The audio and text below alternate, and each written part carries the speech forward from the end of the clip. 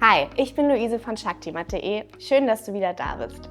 In diesem Tutorial geht es um deinen Rücken, ein Bereich, in dem sich bei den meisten Stress und Anspannung besonders deutlich zeigen. Bevor du startest, überleg kurz, wo du deine Matte platzieren möchtest. Wenn du ganz neu dabei bist, leg sie ruhig erstmal aufs Bett oder aufs Sofa.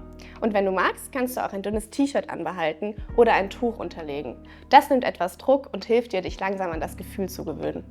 Wenn du schon etwas Erfahrung hast, probier es direkt auf dem Boden oder auf einer Yogamatte. Das macht die Anwendung intensiver, aber auch wirkungsvoller. Und dann geht's los. Setz dich an den unteren Rand deiner Shakti-Mat, stell die Füße auf, beug die Knie und lass dich langsam Wirbel für Wirbel runterrollen. Lass die Arme locker neben dir liegen, die Handflächen zeigen nach oben. Bleib hier ein paar Minuten liegen, atme tief durch und spür, wie dein Körper sich Stück für Stück immer mehr entspannt. Nach etwa 1 bis 2 Minuten setzt dieses wohlige Wärmegefühl ein. Das ist deine Durchblutung, die in Gang kommt.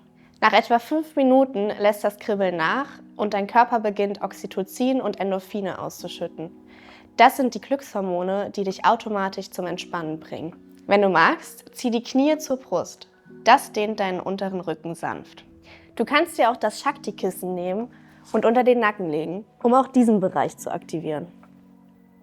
Bleib insgesamt etwa 20 Minuten auf der Matte. Du kannst dabei meditieren, Musik hören oder einfach gar nichts tun. Dein Körper erledigt die Arbeit von selbst. Und keine Sorge, falls du einschläfst. Es gibt keine Überdosis Shakti-Mat. Wenn du lieber mobil bleiben möchtest, ist der Shakti-Rückengürtel eine tolle Alternative.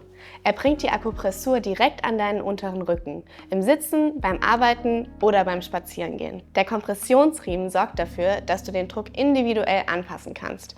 Einfach etwas fester oder lockerer schließen, ganz so, wie es sich gut anfühlt. Und noch ein kleiner Tipp. Besonders für uns Frauen.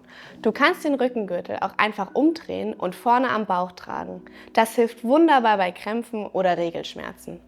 Schön, dass du dir die Zeit nimmst, etwas Gutes für dich zu tun.